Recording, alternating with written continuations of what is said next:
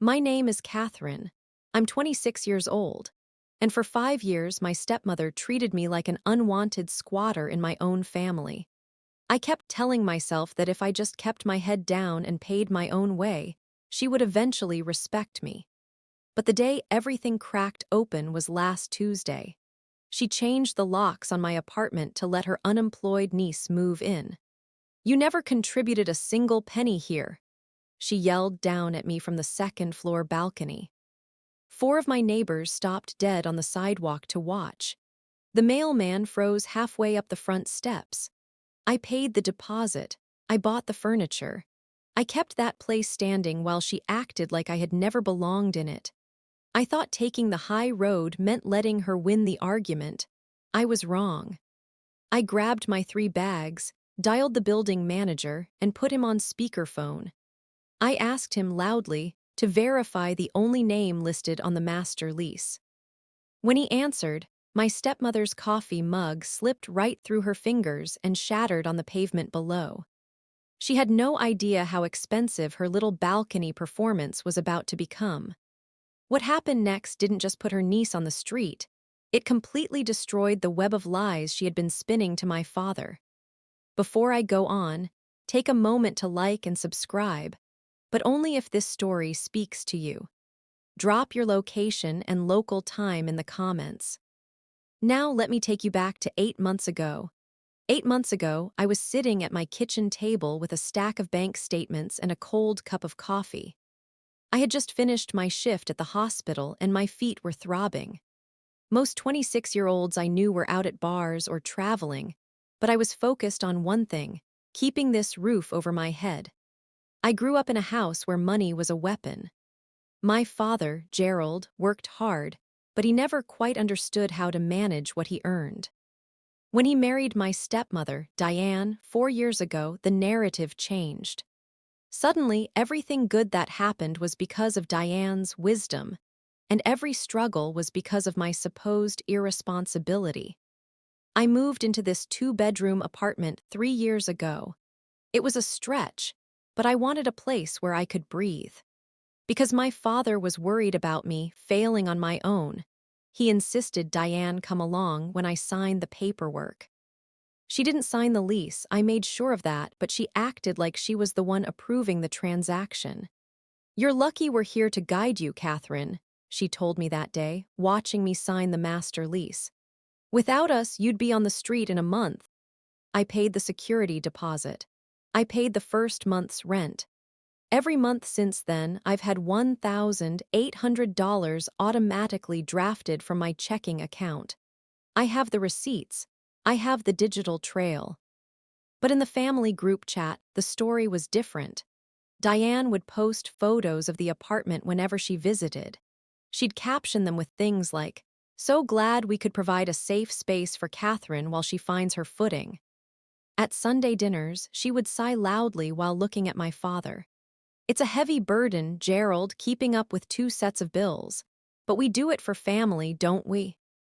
My father would reach over, squeeze her hand, and look at me with a mix of pity and disappointment. "You should thank your mother more, Catherine. Not many parents would carry their adult children like this." I tried to correct him once, just once. I told him, "Dad, I pay the rent. I work 45 hours a week." He didn't even look up from his plate. "Diane says the money comes out of the joint savings. Let's not make a scene, okay?" I realized then that Diane wasn't just lying. She was gaslighting him into believing my paycheck didn't exist.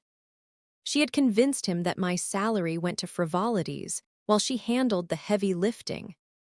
I kept my head down. I bought the velvet sofa in the living room.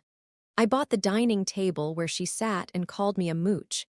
I bought the high thread count sheets for the guest room that I kept ready just in case my father ever wanted to stay over. One afternoon, Diane came over without calling. She walked through my living room, running a finger along the bookshelf I'd assembled myself. "It's a bit cluttered in here," she said, not looking at me. "You really should be more grateful that we let you pick out the furniture, even if we're the ones ultimately responsible for the walls it sits in." I was standing in the kitchen, holding my front door key. It felt heavy in my pocket. Diane, I have the lease in the drawer. My name is the only one on it. She finally looked at me, and her eyes were cold. Names on paper don't matter as much as who holds the power, Catherine. Remember that. I didn't argue. I wanted peace more than I wanted to be right. That was my first mistake. I thought if I was the perfect, silent daughter, she would leave me alone. Then, 2 months ago, Diane's niece, Chloe, lost her job at a boutique downtown. Chloe is 22 and has never lived anywhere that didn't have a maid service or a trust fund attached to it. The calls started immediately. "Catherine, honey," Diane said over the phone, her voice dripping with fake sweetness. "Chloe is going through a hard time. She needs a place to stay for a few weeks. Since we provide the apartment, it's only fair she uses the second bedroom." I felt a pit form in my stomach. "The second bedroom is my office, Diane. I need it for my night classes." "It's a guest room," she snapped, the sweetness vanishing. "And since you aren't paying the mortgage on your own life, you don't get to decide who stays in the guest room. She'll be there on Monday. Have a key made." I didn't have a key made. I figured if I didn't acknowledge the demand, it might go away. I thought I could set a boundary by simply not participating in her delusion. But on Monday, I came home to find the front door wide open and the smell of expensive perfume wafting through the hallway. Chloe was sitting on my velvet sofa, her suitcases blocking the entrance to my kitchen. She didn't even stand up. She just waved a manicured hand at me. "Aunt Diane let me in. She said you wouldn't mind." I looked at the door. The wood around the frame was slightly scuffed. Diane hadn't waited for a key. She had used her emergency copy, the one my father had begged me to give them just in case of a fire. I stood there, exhausted from a 12-hour shift, looking at a girl who didn't even know how to boil water, sitting in the home I worked myself to the bone to afford. "You can stay for 2 days," I told her. "After that, you need a plan." Chloe just giggled and went back to her phone. "Talk to Diane, she's the boss." That was the moment the ground started to shift. I wasn't a daughter anymore. I wasn't even a tenant. In Diane's eyes, I was just a placeholder for her own family's interests. I went into my bedroom and locked the door. I pulled out my laptop and opened my bank app. I looked at the 3 years of rent payments, line by line. $64,800. That's what I had paid to live in a place where I was currently being treated like an intruder. I took a screenshot of every single one. I didn't know why yet, but I knew the silence wasn't going to protect me anymore. The next morning, I woke up to the sound of Chloe laughing in the kitchen. She was on the phone with Diane. "Yeah, it's great," Chloe said. "Catherine is being a bit prickly, but like you said, she doesn't really have a choice. It's basically your place anyway." I walked out into the kitchen. My coffee maker was on, and there were grounds spilled all over my clean white counters. "The 2 days start now, Chloe," I said. She didn't even look at me, she just turned her back and kept talking. "Yeah, Auntie, I'll tell her, love you." She hung up and looked at me with a smirk. "Diane says if you keep being mean to me, she's going to have to talk to your dad about your attitude problem. You know how he gets when he thinks you're being ungrateful." That was the threat. The leverage. If I didn't let them take over my life, they would take away the only person I had left, my father. I looked at the coffee grounds on the counter. I didn't clean them up. I just grabbed my bag and went to work. I had no idea that by the time I came back, the locks would already be gone. The first real blow didn't happen in a shouting match.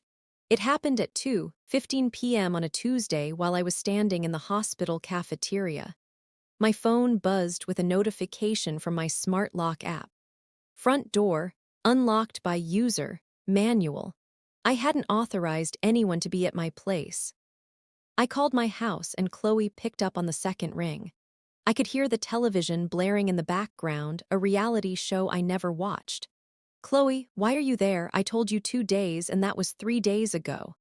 "Oh, hey, Catherine," she said, her voice airy and bored. "Aunt Diane is here. We're just reorganizing. This place was so cramped, you know. We're making some space for my treadmill." "My office furniture is in that room," I said, my heart starting to race. "Do not move my desk, Chloe."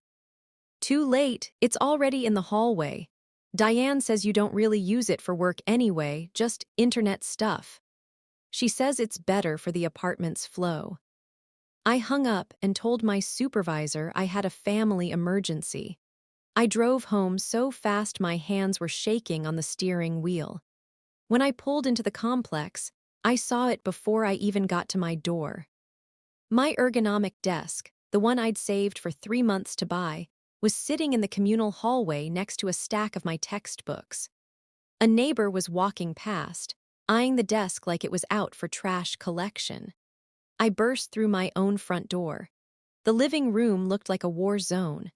My velvet sofa had been pushed into a corner to make room for a massive, bulky treadmill that smelled like ozone and old rubber. Diane was standing in the middle of the room, holding a trash bag.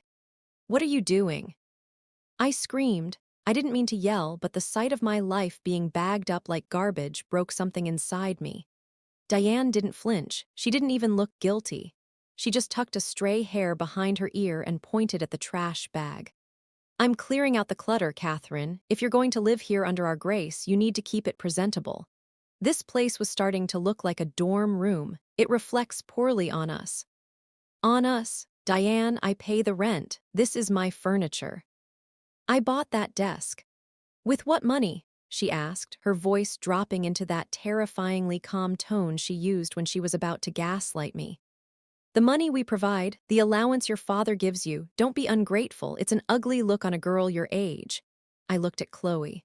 She was lounging on my sofa, eating chips and dropping crumbs onto the fabric I spent every Sunday vacuuming. She didn't even look up. She was already home. "Get out," I said. "Both of you. Chloe, take your bags." "Diane, give me back my emergency key." Diane laughed. It was a short, sharp sound. "You're having a tantrum. I'll call Gerald and let him know you're having another episode." "He's so worried about your mental stability, Catherine. This won't help." She walked past me, intentionally bumping my shoulder, and headed for the door. Chloe stayed on the couch. "She's staying," Diane said from the doorway. "And if you touch her things, or if I hear one more word about your rent, I'll have your father cut off the utilities. Since he pays for them, he has every right." He didn't pay for them, I did. But I realized in that moment that she had built a completely different reality in my father's head. To him, I was a charity case. To her, I was a landlord who didn't know she owned the building. I spent the next 3 hours dragging my desk back into the apartment. It was scratched. One of the legs was wobbly where they'd forced it through the doorframe. My textbooks had coffee rings on them. The cost wasn't just the furniture. It was the feeling of safety. I went to bed that night and realized I was sleeping in a room where 2 people I didn't trust could walk in at any second. I tried to lock my bedroom door, but the lock was a cheap interior one. I ended up pushing my heavy dresser in front of the door. That was the first night I didn't feel like a homeowner. I felt like a prisoner in a space I was funding. The next morning, I went to the bathroom to get ready for work. I found Chloe's makeup exploded across the vanity. My expensive face cream was open and half of it was gone. She had used my favorite towel to wipe up a spill on the floor. I went to the kitchen to make breakfast. My fridge, which I kept meticulously stocked with healthy meals for my shifts, was filled with takeout containers and sugary sodas. My organic eggs were gone. My milk was finished. "I was hungry," Chloe said, wandering in wearing one of my oversized hoodies, the one my grandmother gave me before she passed. "That's mine," I said, my voice trembling. "Take it off." "God, you're so stingy," she groaned.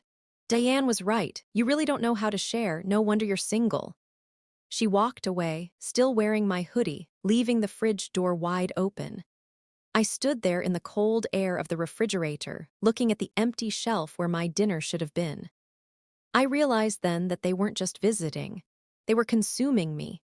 They were eating my food, using my space, wearing my clothes, and using my father as a shield to make sure I couldn't fight back. I reached for the handle and slammed the fridge door shut. The noise echoed through the apartment, but Chloe didn't even flinch. She knew I couldn't do anything. She knew as long as Diane had my father's ear, I was powerless. I went to work that day with a hollow feeling in my chest. I made 3 mistakes on my charts. My head wasn't in the game. The damage had moved from my furniture to my focus, my career, and my peace of mind. I was paying $1,800 a month to be bullied in my own kitchen. That evening, I didn't go straight home. I sat in my car in the hospital parking lot for an hour, just staring at the steering wheel. I dreaded going back. I dreaded the smell of Chloe's perfume and the sound of Diane's voice on the speakerphone. I realized I couldn't just wait it out. Diane wasn't waiting for Chloe to find a job. She was moving Chloe in permanently. She was turning my apartment into a family asset that she controlled, while I remained the silent investor who provided the capital. I pulled out my phone and looked at my father's contact name. I wanted to call him and scream the truth. I wanted to tell him to look at my bank statements, but I knew what he would say. "Catherine, why are you being so dramatic? Diane says you're struggling.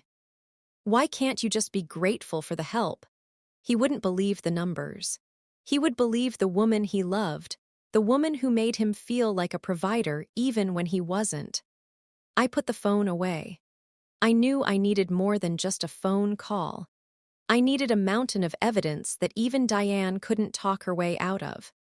That was the night I stopped being a daughter and started being a private investigator of my own life. I went home, pushed the dresser back in front of my door, and started a spreadsheet. I didn't know it yet, but that spreadsheet was going to be the end of Diane's reign. The harm didn't stay confined to the 4 walls of my apartment. It started to bleed into my relationship with my father, which was the only thing I had left after my mother passed away 10 years ago. It happened on a Thursday. I was in the middle of a double shift, surviving on vending machine crackers and caffeine when my phone rang. It was my father. I stepped into a quiet supply closet to answer, expecting a normal check-in. "Catherine," he said, and his voice sounded heavy, older. "I'm disappointed. I really thought you were turning a corner." I leaned against a shelf of sterile gauze. "What are you talking about, Dad?" "Diane told me everything," he sighed. "She told me how you've been treating Chloe. The girl has no job, no prospects, and you're charging her utility fees just to use the microwave. After all the rent money Diane and I have put into that place to keep you off the street." The air left my lungs. "Dad, listen to me. I have never asked Chloe for a dime, and Diane hasn't put a single cent into this apartment. I pay $1,800 every month. I have for 3 years."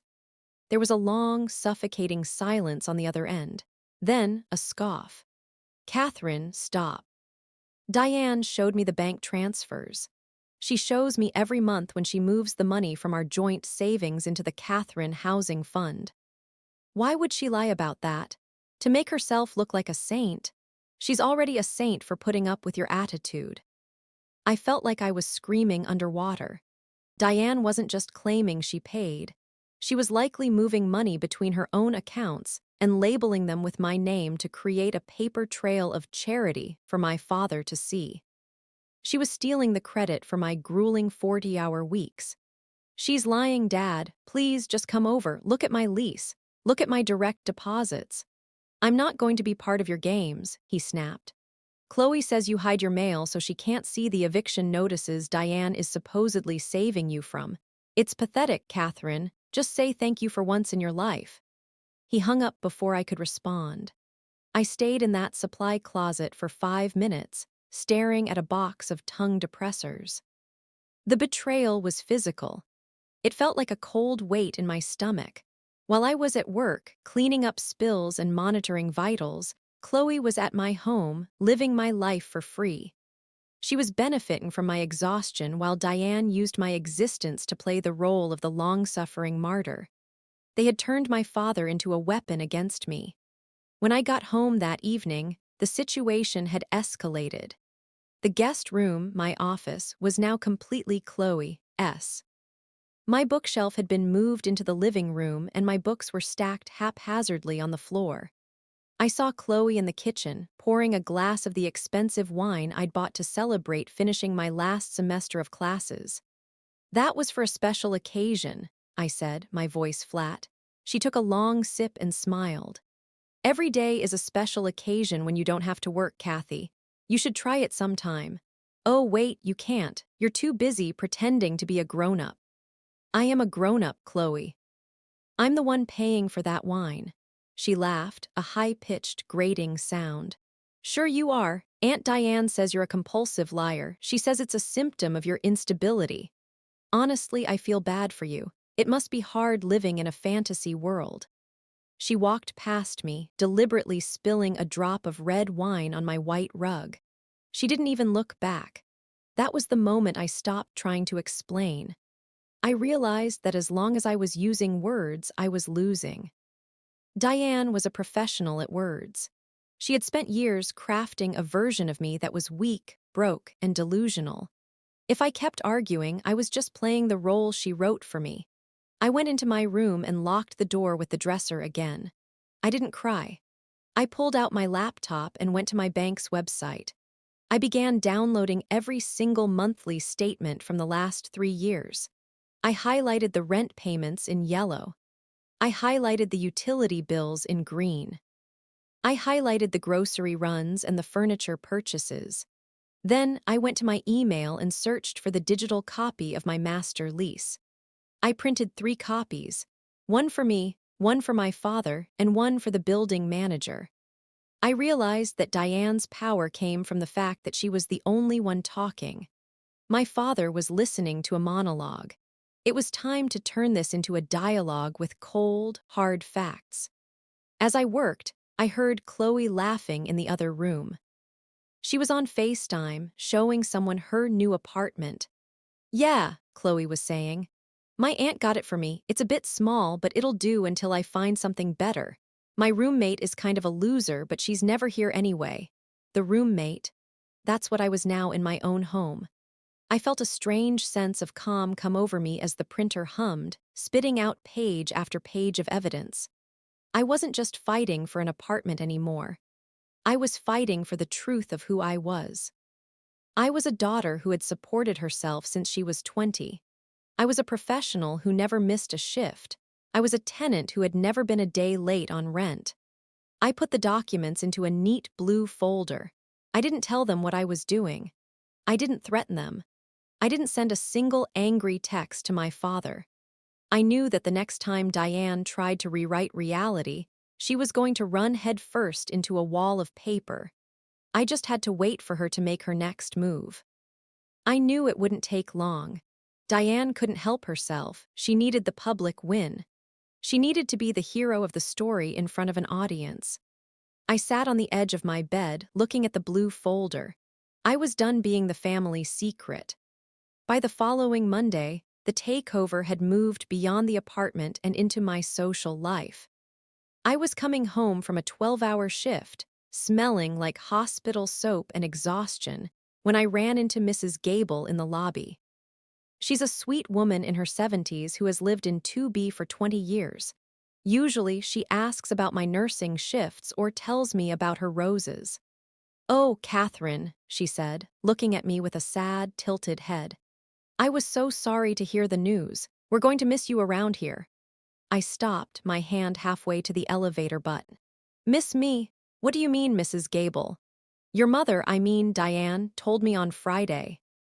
She said you've been having such a hard time financially and that you've decided to move back home where she can take care of you. She said Chloe is taking over the lease to keep the apartment in the family." My pulse spiked. "She told you that?" "She was very emotional about it," Mrs. Gable whispered, leaning in. "She said she was heartbroken that you couldn't make ends meet, but that she was happy she could at least provide a place for her niece. She even asked if I knew any cheap movers." I felt a wave of nausea. Diane wasn't just staying in my apartment, she was systematically erasing my presence from the building. She was building a public narrative that I was a failure, a girl who couldn't handle the real world, while she was the benevolent savior.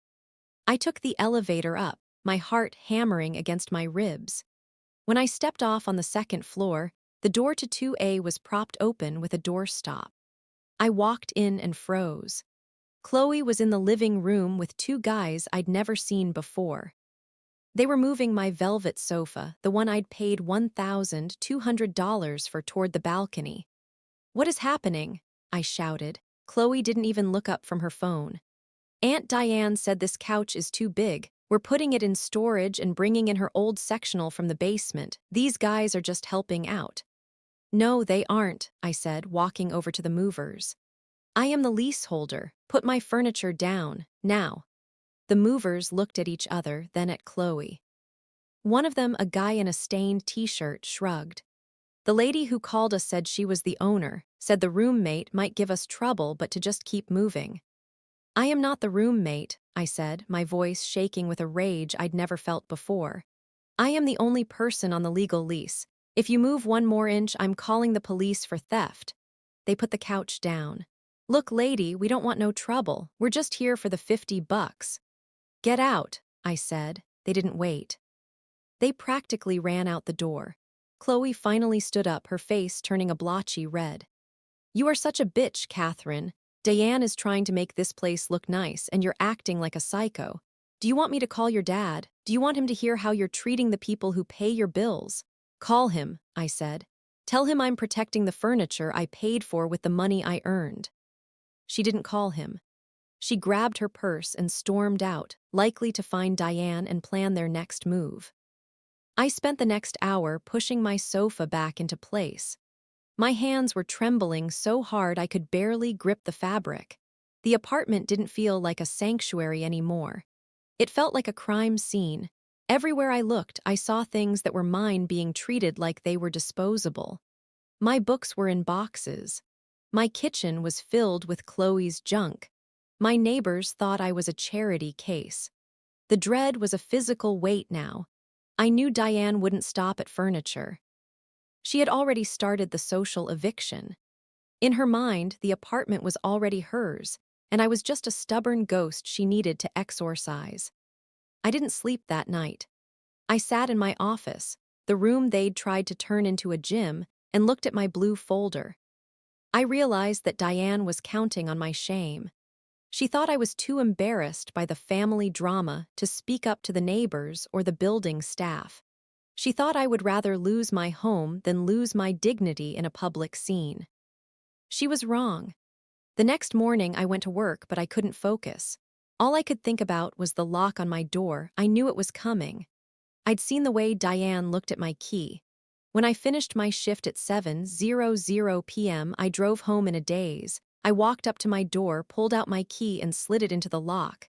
It wouldn't turn. I tried again, thinking maybe I was just tired. I jiggled it. I pushed. The cylinder didn't even budge. I looked closely at the hardware. It was brand new. The brushed nickel of my old lock had been replaced with a shiny, cheap brass deadbolt. I leaned my forehead against the cool wood of the door. From inside, I could hear the muffled sound of a blender and the high-pitched laughter of Chloe and Diane. They were inside, making drinks in my kitchen, while I was standing in the hallway with my work bag and my sore feet. They hadn't just moved in. They had locked me out. I stood there for a long minute, listening to them celebrate their victory. They thought it was over. They thought they'd finally pushed me far enough that I would just go to a hotel, cry to my father, and eventually move my things out in the middle of the night to avoid more drama. But as I stood there, the exhaustion turned into something else. Something cold and sharp. I reached into my bag and pulled out my phone. I didn't call my father. I didn't call Diane. I walked down the stairs, out the front door, and stood on the sidewalk where the streetlights were just starting to flicker on. I looked up at the second-floor balcony. The stage was set. Diane wanted a performance. I was about to give her one she'd never forget. I didn't panic. For the first time in months, the fog of being gaslit finally cleared, replaced by a cold, clinical precision. I'm a nurse. I'm trained to assess a crisis, stabilize the patient, and follow the protocol. Right now, the patient was my life, and the protocol was legal. I walked away from the locked door and sat on the brick planter in the courtyard, just out of range of the balcony's light. I pulled out my phone. My thumb hovered over my father's name, but I stopped. Calling him now would only result in a three-way screaming match where Diane would play the victim. I needed an adult in the room who wasn't related to me. I opened my email and found the contact for Mr. Henderson, the building manager. He was a no-nonsense man who had been managing this complex for 15 years. He liked me because I paid my rent 5 days early and never complained about the radiator clanking. I sent him a short, direct email with 3 attachments: my signed master lease, a PDF of my bank statements showing 36 months of consecutive rent payments, and a photo of the new brass lock on my door. "Mr. Henderson," I wrote, "I am currently standing outside my apartment. 2A, the locks have been changed without my consent by unauthorized guests.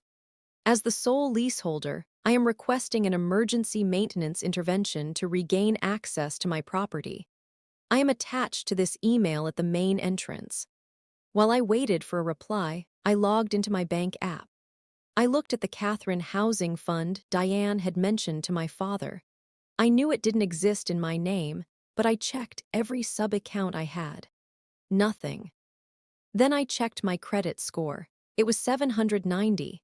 If I were the unstable freeloader Diane claimed I was, my credit would be in the dirt. Evidence is a beautiful thing. It doesn't have an attitude problem. It doesn't get dramatic. It just sits there unchangeable. My phone buzzed. It was a text from Mr. Henderson. "Catherine, I just saw the email. I am looking at the master file now.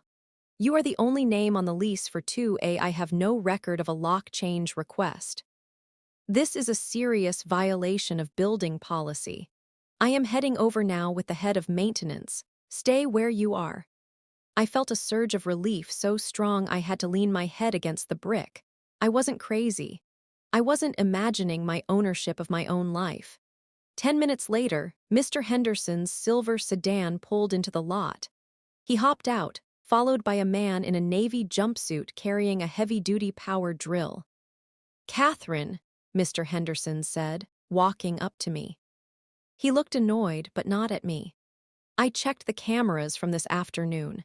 I saw 2 women and a locksmith entering your unit at 2:00 p.m. Neither of them is listed as a resident." "That's my stepmother and her niece," I said, my voice steady. "They've been staying with me, but I never gave them permission to change the hardware." "Well, they've essentially performed an illegal lockout," he said, adjusting his glasses. "In this state, that's a criminal matter if you want it to be. But for now, we're going to get you back in. I've already called the local precinct's non-emergency line just to have a record of the incident." "Thank you, Mr. Henderson." "Don't thank me. You're the tenant. You pay for the right to enter your home." He looked up at the second floor. The lights were still on in my kitchen. I could see the shadow of Chloe moving past the window. She had no idea that the man with the drill was standing 10 feet below her. As we walked toward the stairs, my phone rang. It was my father. I answered it on the second ring. "Catherine, Diane just called me crying," he shouted. "She says you're standing outside the building threatening to destroy her life. She says you've lost your mind and you're screaming at the neighbors. What is wrong with you?" I looked at Mr. Henderson, who was standing right next to me. I looked at the quiet, empty courtyard. "I'm not screaming, Dad," I said quietly. "I'm standing here with the building manager. I'm going to hang up now. If you want to know what's actually happening, you should drive over here. But don't call me again until you're standing on the sidewalk." I hung up before he could argue. We reached the second-floor landing. Mr. Henderson gestured to the maintenance man, who stepped up to my door with the drill. The sound of the drill biting into the brass was deafening in the narrow hallway. It was the sound of my silence ending. It was the sound of Diane's lie being physically dismantled. Inside the apartment, the blender stopped. The laughter died. "Who is that?" I heard Diane yell from behind the door. "Catherine, if that's you, go away. We're calling the police." Mr. Henderson stepped closer to the door, his voice booming. "This is management. We are entering the unit to rectify an illegal lock change. Step back from the door immediately. There was a frantic shuffling sound. A lock clicked, then another. The door swung open and Diane stood there, her face white, her eyes darting between me, the manager, and the man with the drill. She was still holding a glass of my wine. "Mr. Henderson," she gasped, trying to force a smile. "There must be a misunderstanding. I'm the owner's wife. I was just updating the security for my daughter's safety." "You aren't the owner, ma'am," Mr. Henderson said, stepping past her into the foyer. "And this isn't your daughter. This is my tenant, Catherine. And you have exactly 1 hour to remove your belongings before I have you trespassed from the property." Diane's gaze snapped to mine. The mask didn't just slip, it disintegrated. "You little snake," she hissed. "You're going to regret this. Wait until Gerald hears how you've treated me." "He's on his way, Diane," I said, stepping into my living room. "And I have the folder ready for him." I walked over to my velvet sofa and sat down. It felt like home again. The leverage wasn't just a piece of paper anymore. It was a physical barrier. Mr. Henderson stayed in my living room while the maintenance man finished installing a heavy-duty commercial deadbolt on my front door. It was silver, solid, and didn't match the cheap brass one Diane had picked out. It looked like a statement. Diane was in the guest room, throwing Chloe's expensive leggings and makeup palettes into open suitcases. She was vibrating with a silent, focused fury. Every few seconds, she would look at me, sitting calmly on my sofa with the blue folder in my lap, and her mouth would twist like she was tasting something bitter. "You think this makes you the winner?" she hissed, dragging a suitcase into the hallway. "You're throwing your own family out on the street for a headline. Your father is going to be disgusted. He's going to see exactly who you are." "I hope he does, Diane," I said. "That's the whole point of the folder." I opened it and looked at the top page. It was a certified letter from the building's corporate office, dated 3 years ago, congratulating me on my approved application. My name was the only one in the lessee box. Beneath it were the carbon copies of every rent check I'd ever written.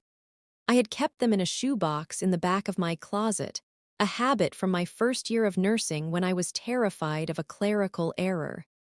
Now, they were my armor. I also had the support I needed. Mr. Henderson wasn't just there to change the locks. He was there as a legal witness. He had his clipboard out, noting the damage to the doorframe and the furniture that had been moved. "I'm also noting the unauthorized occupancy," Mr. Henderson said loudly, making sure Diane heard him. "Since Catherine is the sole leaseholder, any person staying here without being on the sublease or the master lease for more than 14 days is a legal liability. I'll be filing an incident report with the owners tonight." Diane stopped moving. For the first time, I saw a flicker of genuine fear in her eyes. She had been telling my father that she was the one dealing with the building management. If a report went out that named her as an unauthorized occupant who committed an illegal lockout, her narrative would crumble. She wouldn't just be a mean stepmother, she would be a person with a documented history of housing fraud. "You wouldn't," she whispered. "I don't have a choice," Mr. Henderson replied. "It's policy." I stood up and walked to the kitchen. Chloe was standing there, looking smaller than I'd ever seen her. She was holding her phone, probably waiting for a text from my father that wasn't coming. "The treadmill has to go, Chloe," I said. "Mr. Henderson said the floor isn't reinforced for industrial gym equipment in these units anyway. It's a fire hazard." "I don't have anywhere to put it," she whined. "Not my problem." "You have 40 minutes left." I felt a strange, cold power in being that direct. For years, I had couch-cushioned my words. I had padded every request with "if you don't mind" or "I'm sorry," but I had been so afraid of being the difficult daughter that I had let them turn me into a ghost in my own home. But the leverage had changed what was possible. I didn't need to be liked anymore. I just needed to be the person who held the lease. I looked out the window. My father's old blue truck pulled into the visitor's lot. He didn't park. He just left the engine running, the headlights cutting through the dark of the courtyard. I saw him get out, slamming the door. He looked up at my balcony, his face tight with a confusion that was rapidly turning into anger. He wasn't alone. Mrs. Gable was out on her balcony across the way, watering her plants at 8:00 p.m., a clear excuse to watch the drama. The mailman who lived 3 buildings down was walking his dog and had slowed to a crawl near the entrance. The public arena was forming. Diane saw the truck, too. She suddenly changed tactics. She smoothed her hair, wiped her eyes until they looked red and watery, and turned to me with a look of desperate pleading. "Catherine, please," she whispered. "Don't do this in front of your father. Think of his heart. Think of how much he's sacrificed for you. Just tell the manager it was a mistake.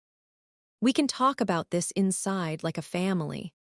"We aren't a family, Diane," I said, picking up the blue folder. "We're a landlord and a squatter, and the squatter's time is up." I walked toward the front door. The maintenance man handed me 2 brand-new keys on a silver ring. They felt heavy, they felt real. "Ready?" Mr. Henderson asked.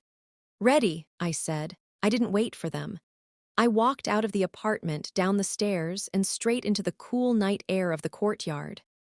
I stood on the sidewalk, right under the glow of the street lamp, and waited for my father to reach me. Behind me, I could hear the heavy thud of suitcases hitting the stairs as Diane and Chloe realized the clock had run out. The truth was about to become very loud. The sidewalk felt like the edge of a cliff. I stood there, clutching the blue folder, while the evening air began to bite through my thin nursing scrubs. I didn't move. I didn't pace. I just watched my father walk toward me, his boots heavy and rhythmic on the pavement. "Catherine, what in the hell is going on?" he demanded, stopping 3 feet away. He didn't hug me. He didn't ask if I was okay. He just looked up at the balcony, then back at me with a look of pure exhaustion. "Diane is hysterical. She says you're trying to put her and Chloe on the street in the middle of the night. Have you completely lost your sense of family?" "I haven't lost anything, Dad," I said, my voice low and steady. "I'm just taking back what belongs to me." Behind him, I saw Mrs. Gable lean further over her railing. The mailman was still there, ostensibly letting his dog sniff a hydrangea bush, but his eyes were locked on us. The courtyard was a natural amphitheater, and every word we spoke was rising up to the windows of 40 different apartments. I took a deep breath. This was the logistical move. "Dad, I want you to look at something. Before you say another word about family, look at this." I pulled the first document from the folder, the master lease, and held it out. He didn't take it at first. He stared at it like it was a snake. "I've seen the papers, Catherine," he said, waving it away. "Diane showed me. The housing fund she manages. She told me you were just a name on a waiting list until she put the deposit down." "Then she lied," I said. I didn't flinch. "Look at the date. Look at the signature. This was signed 3 years ago. Diane wasn't even in the picture when I moved here. I paid the $6,000 move-in cost with my own savings from my first year at the hospital." My father finally snatched the paper. He squinted at it under the yellow glow of the streetlight. I saw his jaw tight. He flipped to the second page, then the third. This says you're the sole occupant," he whispered.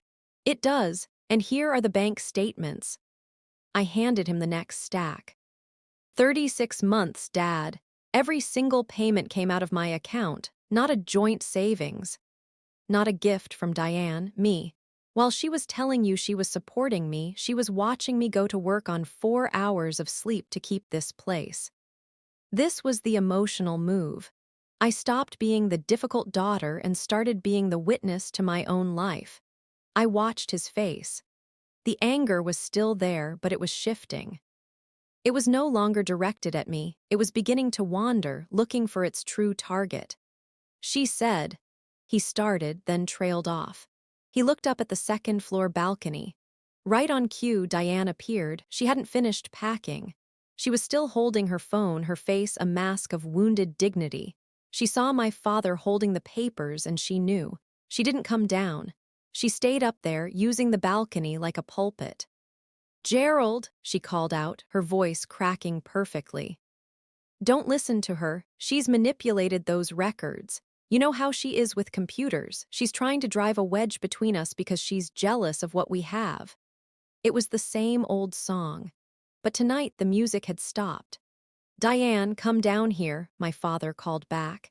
His voice wasn't loud, but it had a new edge to it, a dangerous one. "I'm not coming down there to be insulted in front of the neighbors," she yelled, gesturing wildly with her phone. "Catherine is being abusive. She's calling the manager on her own mother. It's a disgrace." I looked at the mailman. He looked at me. He shook his head slightly, a small gesture of solidarity. This was the risk move. I knew that if I didn't end this now, she would find a way to spin it by tomorrow morning. I had to make the truth so public and so undeniable that she could never crawl back into her lie. "The manager is already here, Diane," I shouted up to her. Mr. Henderson stepped out of the lobby and stood next to me. He held his clipboard like a shield. "Ma'am, the police are on their way to document the illegal lockout. If you aren't down here with your bags in 10 minutes, I will be forced to assist them in your removal." The silence that followed was heavy. Chloe appeared behind Diane, looking terrified.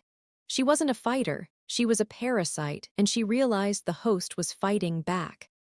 "10 minutes, Diane," I said, my voice echoing in the quiet courtyard. I looked at my father. He was staring at the bank statements in his hand like they were written in a foreign language. He looked at the line where my rent came out every month like clockwork. "I've been a fool," he whispered. "No, Dad," I said, putting my hand on his arm. "You were just lied to by someone you trusted. But the lights are on now." We stood there, father and daughter, on the threshold of the final collapse.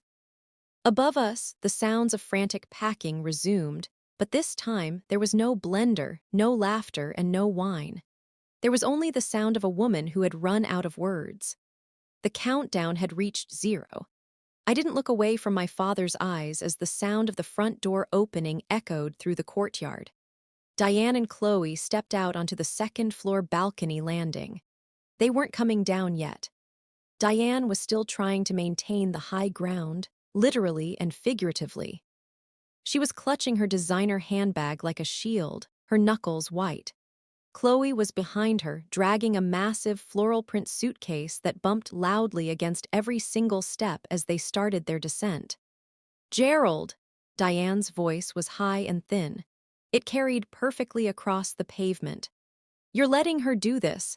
You're letting our own daughter treat us like criminals in front of the whole neighborhood." My father didn't answer. He was still looking at the bank statements I'd handed him. He flipped to a page from last December, the month Diane told him she'd had to cover my rent because I'd spent all my money on a trip I never took. The statement showed a clear $1,800 withdrawal from my account to the building management. He looked at the paper. Then he looked up at Diane. "Diane," he said, his voice terrifyingly quiet. "Where did the $1,800 from our savings go in December?" Diane froze on the middle of the stairs. She didn't expect the math to hit her that fast. "What, Gerald, honey, we talked about this. It went to the apartment, to save Catherine from—" "Catherine saved herself," he interrupted, holding up the sheet. "Her name is on the receipt. Her account number is on the transfer. So if she paid the rent, where is our money?" The mailman stopped petting his dog. Mrs. Gable leaned so far over her balcony that I thought she might fall. The silence in the courtyard was absolute, save for the hum of a distant AC unit. I must have mislabeled the transfer," Diane stammered. She finally reached the bottom of the stairs, her heels clicking aggressively on the concrete. "It's a complicated system, Gerald. I was managing so many things for her. She wasn't managing anything," I said, stepping forward. I didn't yell. I didn't have to.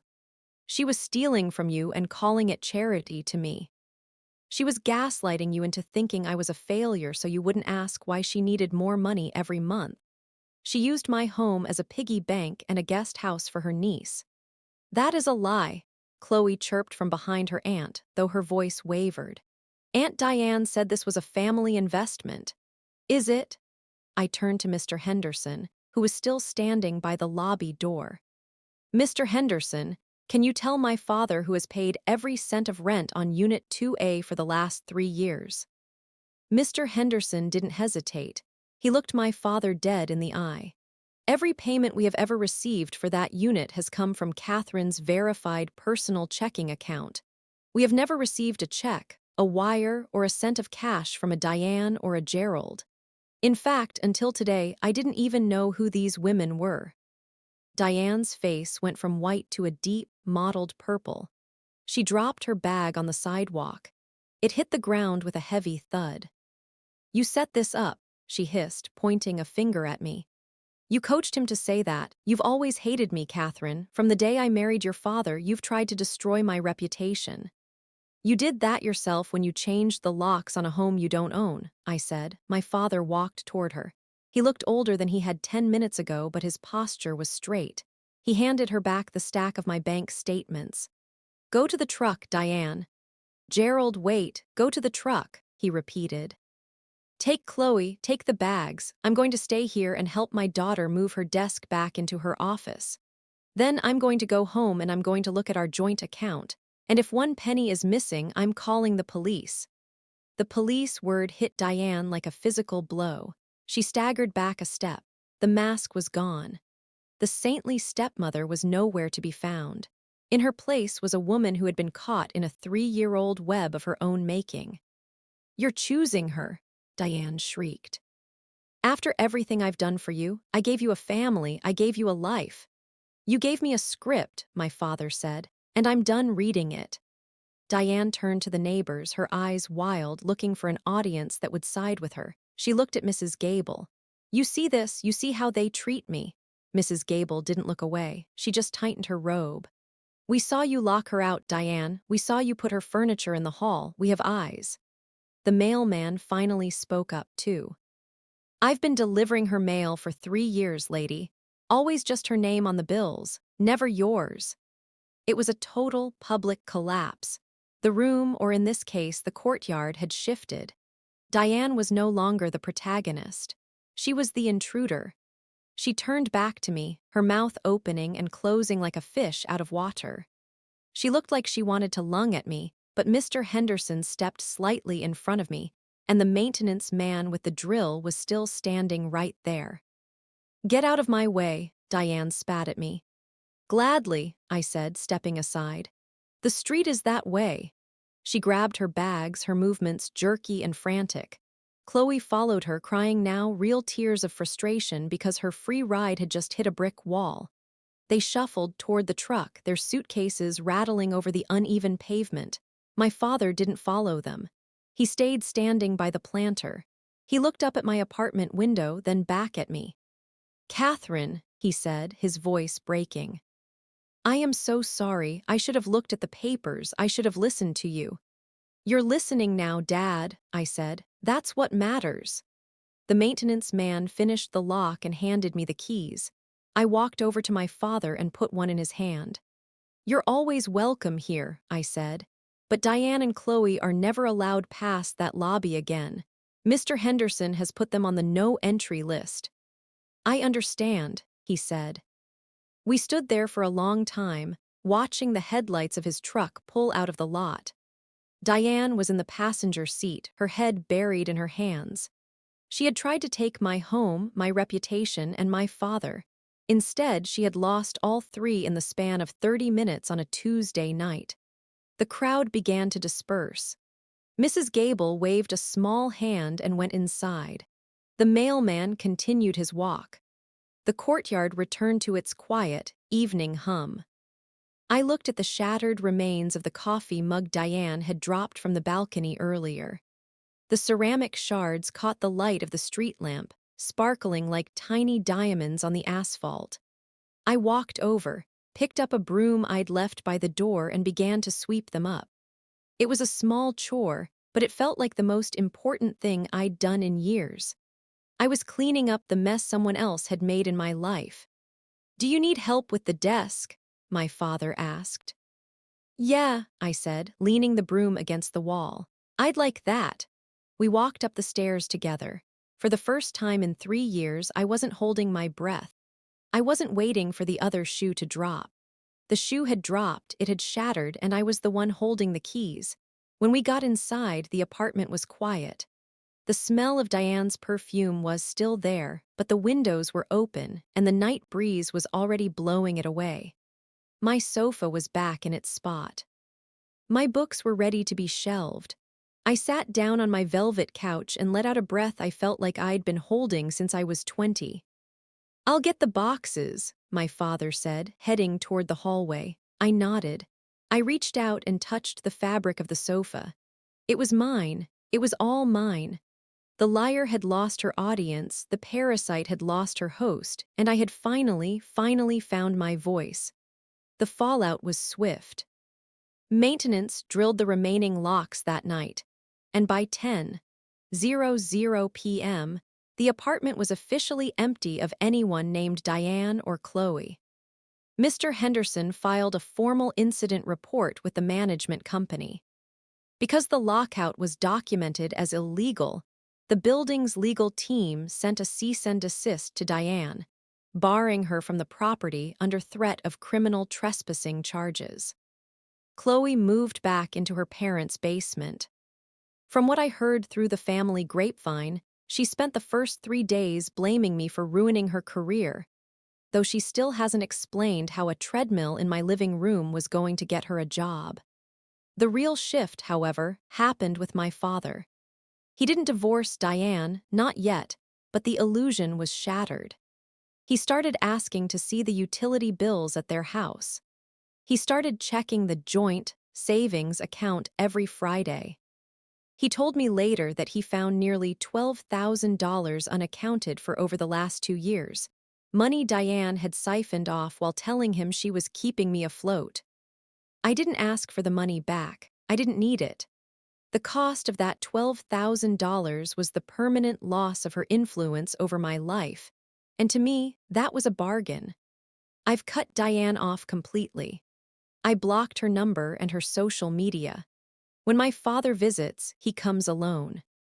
He usually sits on my velvet sofa, looks around at the quiet, clean space I've built, and sighs. He's learning to see me as a woman who can stand on her own feet, rather than the struggling girl Diane needed me to be. Last night, I sat on my couch with a new mug of coffee. The living room was bathed in the soft glow of a floor lamp I bought last weekend. There was no blender running, no perfume choking the air, and no one calling me a squatter. Taking the high road for 5 years almost cost me my home. I learned that silence isn't always dignity. Sometimes, it's just an invitation for people to walk over you. The truth doesn't need to scream, but it does need to be spoken. Have you ever had a family member try to claim credit for your hard work or treat you like a guest in your own life? Drop your story in the comments. I'd love to know how you handled it. If you want to hear about another toxic relative who tried to steal a house and ended up with nothing, check out the story linked on the screen. Don't forget to subscribe for more stories about standing your ground. Thanks for listening.